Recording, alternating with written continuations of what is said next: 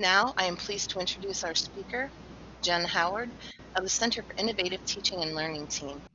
In Jen's role as a video producer and instructional designer, she produces a wide range of types of video and provides instructional design support to faculty across campus.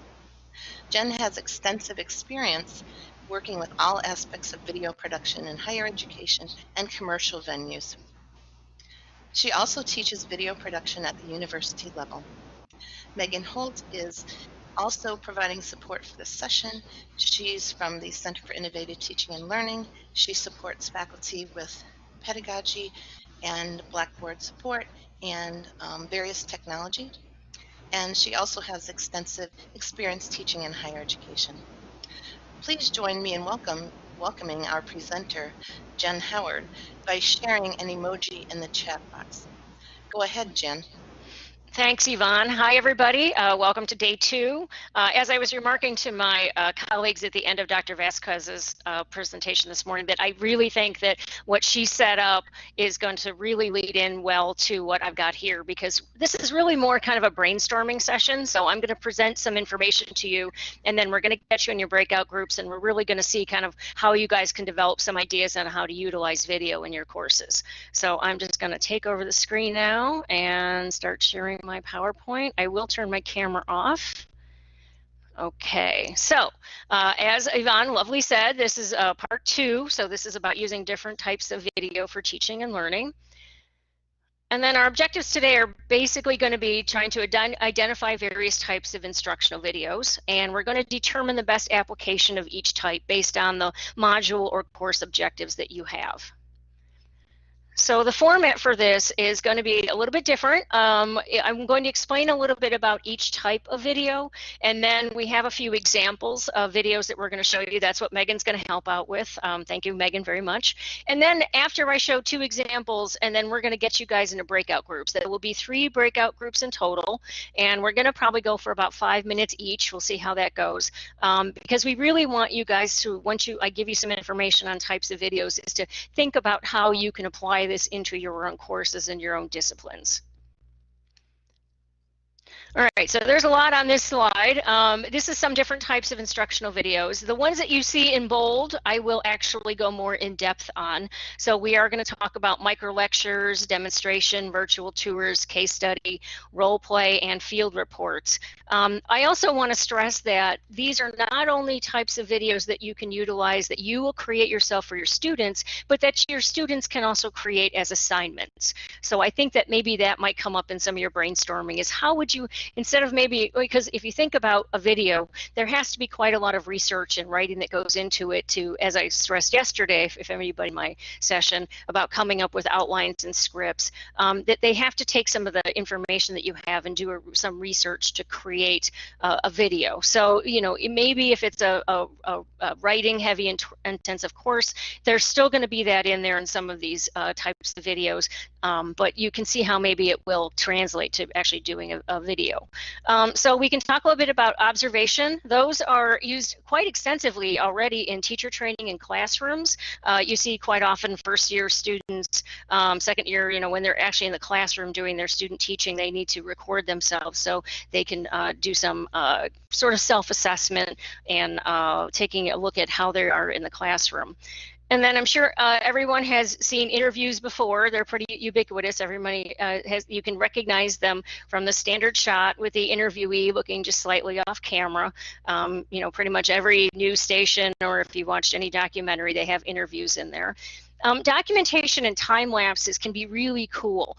You know, as we saw, if you were in Dr. Vasquez's presentation this morning, she showed a time lapse of a butterfly going through the entire metamorphosis and transition phases. So they can be used actually rather effectively. Maybe the opening of a flower or a time lapse of the creation of a painting can be a creative way to show a very long process in a short amount of time. Performance, we know what those are. They're usually capturing a music performance, dance, or acting, but it could also be speech or practicing language skills. Documentary, as we heard, Dr. Vasquez was talking about a lot of these personal stories that the students are coming up with. So we've seen those, and especially now with Netflix, and a lot of people have jumped on the documentary because we really love to find out personal stories of other people. And finally, even a narrative piece could be educational. For example, students could research a historical figure and maybe write a short monologue and practice that in front of a camera and turn that as a there would be a writing component, but then there's also a video component to it also. All right, so let's get in a little bit more in depth on some of these. So the first one I want to talk about are micro lectures. We've all known about the long lectures that we do with some of our PowerPoints and things like that. But micro lectures are really short, targeted segments, and they're usually about 5 minutes, if not less, more usually around 1 or 2. If you know, especially semester after semester, that your students are getting hung up on the same concepts, it might be a good idea to create a library of short videos that they can reference that would be useful for them. I know the College of Engineering had some of these 5-minute tutorial videos that they created for a library that their students can go back, and if they want to see a certain mathematical formula be performed, they can go check that video. So the idea is that, a lot of these, they may be just for the moment. Maybe your students are struggling with one concept, but it may be something that you might want to build a library for future courses. That's really the idea of a lot of videos that we want to do. We want to make sure we get a shelf life off of them because, again, I talked yesterday, they can be time consuming, but if you can get information in there that you can utilize from semester to semester, it would be worth your time. They're usually very quick, very targeted. Again, I talked about doing tutorials. And how do you do them? Pretty much any way you want to think about it. You've got your phone, you've got a webcam, you can do a screencast of your computer. Again, I suggested yesterday, do a rough outline or a script, do a run through to make sure you have your thoughts all together, and also to make sure that your video is working properly. And then if you use something like a whiteboard app, we do have that within Collaborate, but there's also a third party, like maybe Explain Everything, that you can utilize. They do have a free version. You can do some whiteboard apps on there and export an MP4 video. So what I'd like to do now is show you a video. It's going to be about 5 minutes, so this is one of the longer ones. Most of them are fairly short. And Megan's going to play a video to help explain the advantages of micro lectures. So take it away, Megan. Why would you make micro lectures, and what can you expect? This video tells you that the effect of a single micro lesson is limited, that the effect increases when they are more interactive, more engaging and better designed, and that making the learning visible is important. The purpose of these short lectures is self-directed learning. To learn, you need a brain. New information arrives in a part of the brain, the working memory. We've got all a limited amount of working memory, so when we have to handle information in more than one way, the load gets heavier and harder to manage. We can store up to 7 items during 20 seconds in the working memory, but this includes prior knowledge that we bring in also. This is important making a micro lecture. The good thing about micro lectures is that students can select lessons they want to watch, and they can move through them at their own pace, stopping and replaying as needed in order to understand the content. At the same time, you have to be concise in your presentation. A micro lecture can focus on a single important point, and thus providing an opportunity for self-study, for concepts or information that may be difficult to understand. Because a micro lecture is short, there is hardly time for complexity or depth. The average adult reads a lesson book at 10 pages per hour. It is not possible to explain all details of these 10 pages in a 10 minutes micro lecture. And still, making a good micro lecture is time consuming. Your time, that is. What can you expect of a micro lecture? John Hattie, Professor of Education at the University of Melbourne, undertook a meta-analysis of the effect of 138 factors on educational success or failure. The effect size of web-based learning is low, but the effect size is better if the instruction becomes more interactive, more engaging, and, in general, better designed. What learners do makes the biggest difference. Learners actively searching, exploring, and making things score the best results. So, learning results are depending on how the microlecture activates the learner. What are good steps to follow? Leave the lesson book where it is. It is better to first start with these 5 steps. Step 1. Define a specific goal. What does the learner know or want in the end?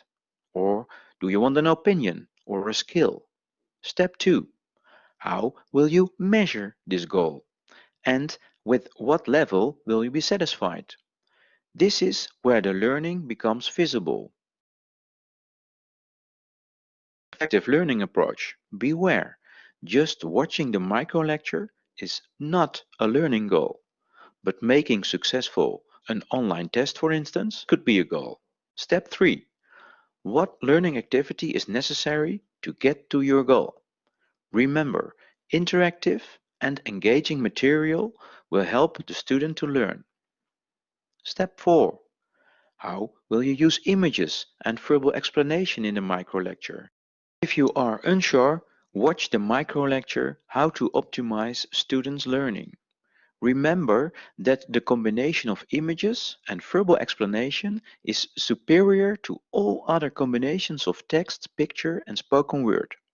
This is because of the limited capacity of the working memory. And then, step 5. What is your role after the learner has worked with the microlesson? Professor Hetty gives additional advice on step 5. The use of computers is more effective when there is a diversity of teaching strategies, when there are multiple opportunities for learning, for instance, deliberative practice or increasing time on task, when the student and not the teacher is in control of learning, also when peer learning is optimized, and finally when feedback is optimized. And also bear in mind that according to the research, the use of microlectures is more effective when there is teacher pre-training to use them as a teaching and learning tool. So why would you make microlectures and what can you expect? Although the effect is low, the effect can be enhanced by interactivity, engagement, and a well-designed form. Microlectures can also play a role in a diversity of teaching strategies. Okay, so that's a little bit about micro lectures. So let's move on to demonstration videos. Most of us, I would think, have probably seen those.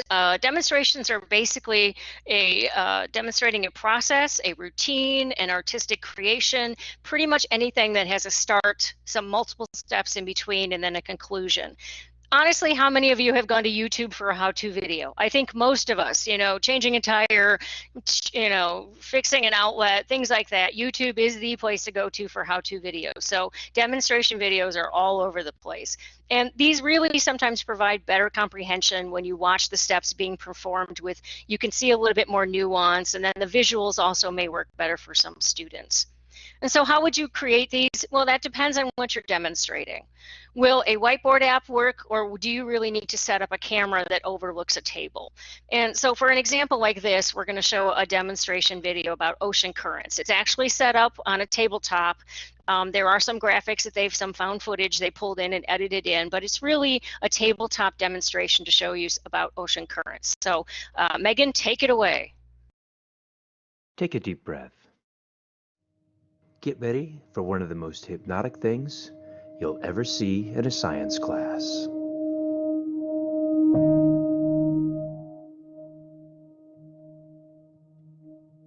Have you heard that heat rises?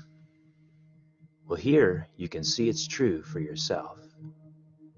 I've got some food coloring on the bottom of a plastic container, and there's a hot mug right underneath the red food coloring. As it's heated, the water rises. But I want you to look closely and notice something else. The blue on the sides is being drawn in. You can see it better when I speed it up. Here's the thing I want you to remember. When water moves from one place, it doesn't leave a void behind. Water from somewhere else has to move in to take its place.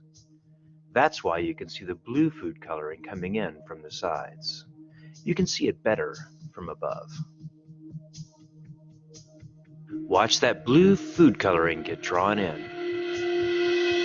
you see it?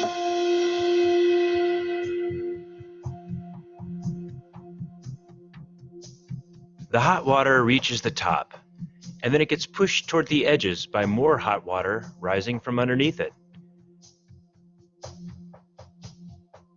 As it goes out to the edges, it starts to get cool, and cool water sinks just as hot water rises. And if you watch really carefully, you can see it sink and get drawn back toward the middle. These are called convection currents, and you see them moving here in two big ovals. They're one of the major things that drive ocean currents, especially in the deep oceans. But it's not hot water rising that drives the ocean currents. It's really cold water sinking up near the poles. Here's a piece of ice that I froze with some blue food coloring in it, so you can see how cold water sinks.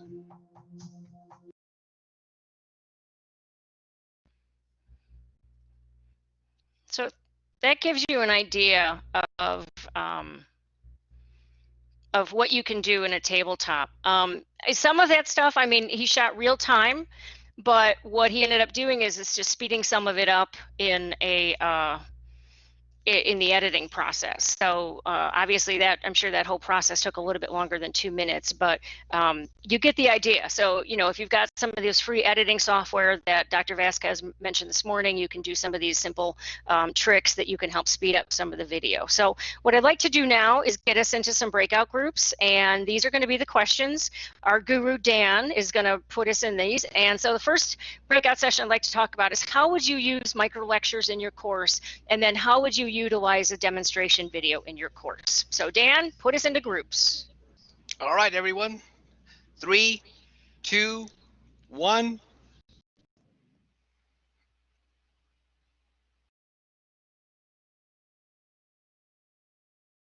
Information they do. We're going back. Oh, we're back in the time warp again. Okay. I'm sorry to get like, I enjoy those when we get pulled out. It's like, that's pretty crazy. All right, let me get back to my files here. All right, so I hope everybody was able to come up with some ideas on how to utilize micro lectures and demonstrations in their videos. So let me get back to my slides right now. All right, so now next we're going to talk about some virtual tours. These are kind of getting into the little bit more fun stuff. Virtual tours are basically point of view experiences. You may not be able to take your whole class on an actual tour, especially maybe now, but so maybe it's a museum or a wetland or a laboratory. But you want to actually show your students what it's like maybe out in the workplace. And so taking your camera and giving a tour of it and then adding a voiceover afterwards is a good way to kind of bring that experience to your students. It allows them to gain access where others can't. I will stress though that you know, make sure you get permission. There are some places that depending on where you're at, because of security reasons, they don't really want you recording a lot. So make sure wherever you're at, just don't whip your phone out. So you want to make sure you're okay with that. But as my dear colleague yesterday, Mike Strunk, emphasized, he wants to make sure that you stabilize your camera. So you may want to invest, I mean, these are a little bit pricier, but you may want to invest as a gimbal. The ones that we were looking at are maybe around $130. That may be a bit much, but it really does improve the look of your video. They're pretty fun and you can take them anywhere and it just makes things a lot smoother. And definitely audio is a question. So the clip that we're going to see after this one, it's a virtual tour of Machu Picchu, and what the person who created this did was they recorded the video first and then they recorded their audio narration after the fact. And the good thing about this is that there's two things, is that one, you can obviously eliminate background noise because I'm sure when you're touring Machu Picchu, there's going to be wind noise, there's going to be people talking, so you can eliminate that instead of you doing a walking narration. And two, you kind of tone down on the annoying factor, especially if you're with a tourist group and you're the only one talking to yourself with your camera there, you might be a little annoying. So it's a good idea, maybe just shoot the video and then you can record your voiceover later. And then now so you can control a little bit more about what you can say for your narration. So we're just going to watch a short clip of about a minute or so of this virtual tour of Machu Picchu. So go ahead, Megan. Here we have a staircase made of one piece of stone that is either very fine Inca work or possibly older megalithic, but I think it's likely to be Inca. And here's an example of how the stone was broken with wedges, but this actually was done in the 1980s by Russians. It's not an original Inca feature. And as you can see, a lot of the stone naturally fractures, so that would have made it relatively easy for the Inca to break some of the stone up in order to create their walls, such as the one that you're looking at in the background there. And on the right-hand side, we're starting to approach the megalithic aspect. So again, the Inca work is on the left, and the much, much older megalithic work is straight ahead. Any of the gaps you see are the result of an ancient earthquake or series of earthquakes that pulled the walls apart from east to west. And as we glance by a llama, and actually the llamas are there to literally mow the lawns. And here we are at the... I had to show the llama. So, so that gives you just an idea of how to do a virtual tour. They don't have to be very complicated. As I stated, this person may have been on vacation. You know, some of you do quite a lot of extensive traveling during the summer sessions. So you may want to record that and then just add an audio narration after the fact. So they're fairly simple to do. And the gimbal, it looked like, because that video was fairly stabilized, so I would assume that that person probably bought a gimbal to go ahead and record that. So our next one, we're going to talk about case studies. Quite a lot of you may use these in your classes already, but they may be written.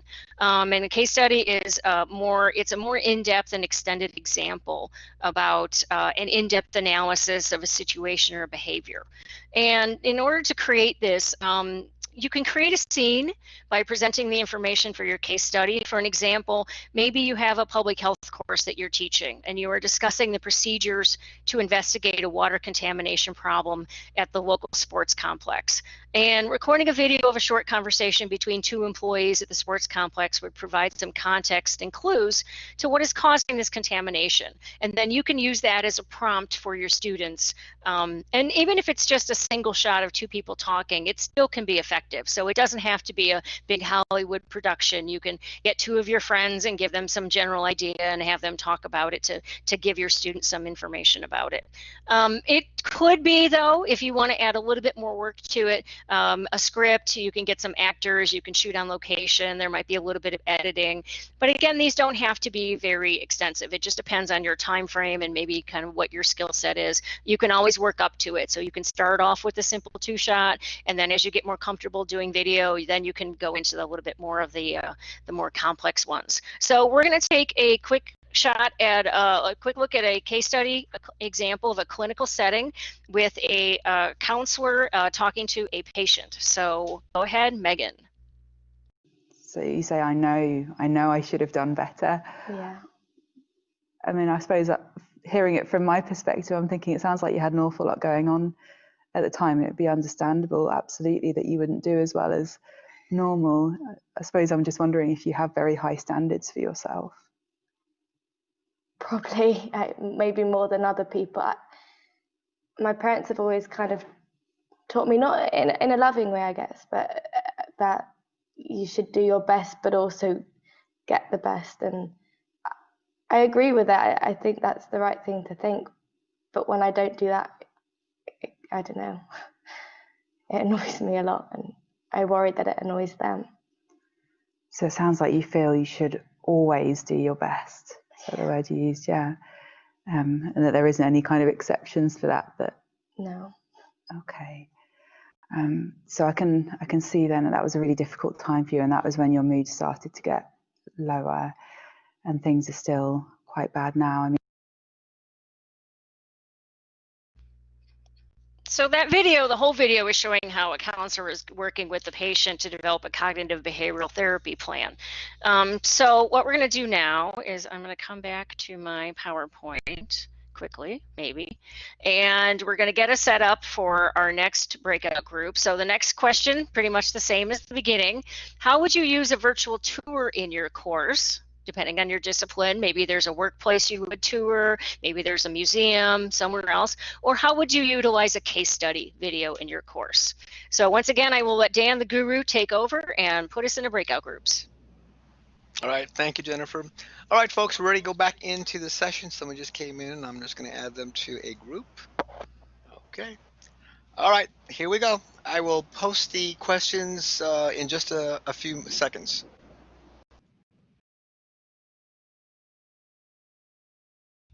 Oh, we're coming back. Here we are. There we are. Hi. Pulled back through the wormhole. So, all right. So again, I hope we had some good conversations as far as how to utilize a virtual tour or a case study. I kind of got off on a tangent in my room about virtual reality, and I wanted to make the comment to my group, and I was telling them that those are two different things. I don't want everybody to think that a virtual reality is what they have to do for your virtual tour. I'm talking pretty simple to do. So, all right. So let us go. Let me go back to my slides here. All right, so we're now going to talk about role play videos. There's a lot of similarities between some of these. The role play and the case study might be a little bit the same, but there are a little bit different nuances here. So hopefully I can explain this a little bit better. Role plays can create a sense of interaction, some sort of conflict. A few years back, I videotaped a forensic accounting class that was a role play in which the students were investigating some accounting anomalies and missing funds from a minor league team's ticket sales office. The instructor had colleagues play different characters working in the ticket office, and the students had to interview them about the missing funds and decide who was responsible. I videotaped that for two reasons. One, so the students could look back and see how that they handled the interviews, and also two, so the professor could use those videos as a talking points for her next semester's class to show them that example. So she got a few semesters use out of that video. So let's take a look. So basically, why? Because there's a lot more empathy. You can practice interpersonal skills. A lot of analytical and problem solving skills can be in role plays, and you can work through some future life scenarios. And the video we're going to watch here is an example. It's like 2 minutes long. It shows you actually 5 ways to use role play in e-learning, but what I'm going to add is a 6th type. Sometimes they may need a little bit more work, script, actors, locations, and editing, but again, the basic version you can do with an iPhone, and we can help you with that when you get started. So, all right, Megan, go ahead and play video number 5. Talent LMS. 5 ways to use role-playing in e-learning to engage and develop your learners' soft skills. Now, it may sound odd, but the best type of role-playing game is one that creates a sense of conflict. Keep watching to find out why. Role-playing games are great for when you want to teach empathy, grow interpersonal skills, and help learners practice for scenarios they're going to face in the future. Now, let's get into our 5 favorite types of role-playing games. The first is a great example of conflict role-play that makes learners think. One learner can enact bad behavior while their peers react to it and analyze it. The second game, Who Am I?, involves learners selecting a known personality, stepping into their shoes, and preparing a speech by them. Other learners then try to guess who they were trying to be from the speech. Next is a really popular one. Murder mystery games teach investigative skills and social politics. Learners study a scenario and the character they're assigned, and then unravel the mystery by interacting with others doing the same. It's a lot more fun to settle legal disputes in pretend than for real. A court trial game lets your learners play as judge, jury, victim, or lawyer with anyone you like in the stand. Our final scenario game is a high-level business discussion where learners pretend to be important stakeholders in a big company going through tough times. Those were our favorite 5 ways to use role-playing in e-learning. Have you ever used games like these to teach valuable skills? Let us know in the comments. Talent LMS, the fastest path to awesome learning. Alrighty, so there's my 6th version would be practicing language skills. I mean, it sounds fairly simple, but I mean, to me, it would give students an opportunity to role play. I was going to be working, somehow it didn't work out, but one of the Burmese language classes, we were discussing videotaping some role plays between some characters and working on just conversation skills, ordering at a restaurant, hailing a taxi, things like that. So you can use role plays in different types, and I think language skills really would fit into that well. All right, so we're going to move on to field reports. These are a little bit easier and a lot more fun too. I kind of wanted to end with the fun stuff. Field reports, they can be down and dirty, or they can be highly produced, whatever your skill level is. It could literally be you standing in a field, or someone else standing in a field, recording yourself. Yes, it's that easy.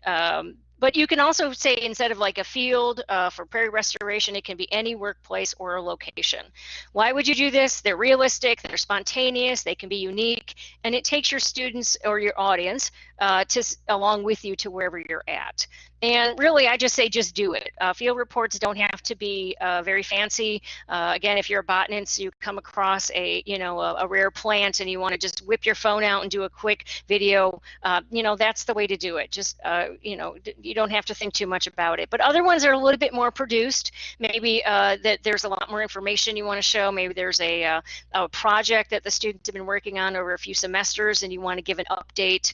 And so a field report would work. So we're going to take a look at a short clip of a field report from the Michigan Department of Transportation about the Zilwaukee Bridge project. So go ahead, Megan.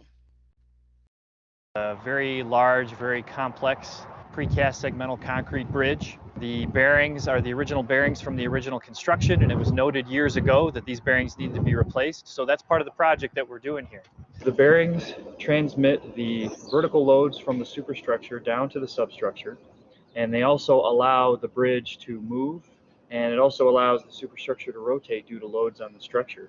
If these forces and rotations weren't accommodated for, all of that would be transmitted directly into the substructure and would decrease the service life of the bridge. In terms of how we get the old bearings out, it's a very complex, high-capacity jacking operation. In some areas, we're lifting up to 17 million pounds at a time, about a half inch. And once we unload the superstructure, we bring in a wire saw. I've got ground diamond dust on it, and we saw out the existing bearing. We pour a grout pad, put the new bearing in, and then release the jacks, which puts the force back into the new bearings. This particular location is part of our expansion joints. And the expansion joints themselves are what I consider to be probably the most complicated part of this structure. At the expansion joint, I didn't mean for that to be frightening. Are you talking about the video itself about seeing underneath of a bridge that they have to fix while you're probably driving over it? I was fascinated by that video. That's part of the reason why I threw that in there too. So, but field reports, we can go back, that they can actually be kind of fun too. So I wanted to throw in a little bit more. I know that the next video that Megan's going to show you that I chose is more for a younger set. But I just wanted to stress to you that field reports can actually be a lot of fun, and you can get into them depending on what your discipline is. So use your creativity with some of these. As the one we just saw was a little bit more information driven. It was very engineering. It was very like, this is what we're doing. It was fascinating. I could watch the whole video. But let's kind of watch one that this guy had a little bit more fun. It's called the Wetland Rap Ecosystem Song for Kids by a singing zoologist. So go ahead, Megan.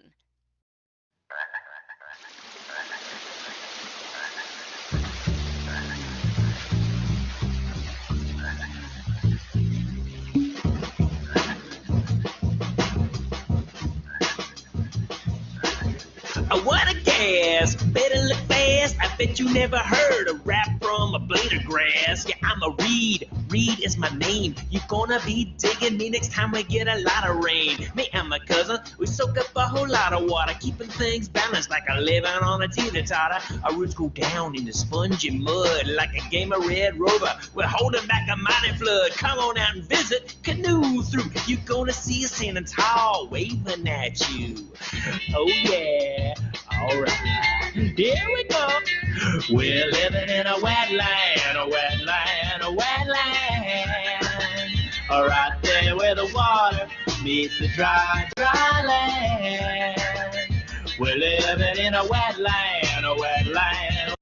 So that's a little bit more of a quirky take on the field report, but that's kind of why I wanted to end with that. Because, you know, a lot of times I think we get so involved in the information and our discipline, and we take it so seriously and we're so passionate about it, but sometimes we kind of forget that, you know, we can have a little bit of fun with it too. So we're going to get in our last breakout group. This one will be about 5 minutes, and then when we come back, we'll wrap up. I know Megan cringed when I first sent her the link. She hated it. But I said, wait till he turns into a crocodile. So we're embedding all these links in the course. So if you want to go back and really check out the whole wetland lab, he does turn into a crocodile. So Megan, I scared my coworker. So Dan, why don't you go ahead and put us in our final breakout groups, and we're going to talk about role plays and field reports. Okay. Number 1, engage. If they have a manager that doesn't work. Oh, we're going back. Time warp back in the. I love this part. I don't know why it's so weird to me. So, all right. So I hope everybody again had a great time in the role play and the field reports. So we'll see how this goes. Let me go back to my slides.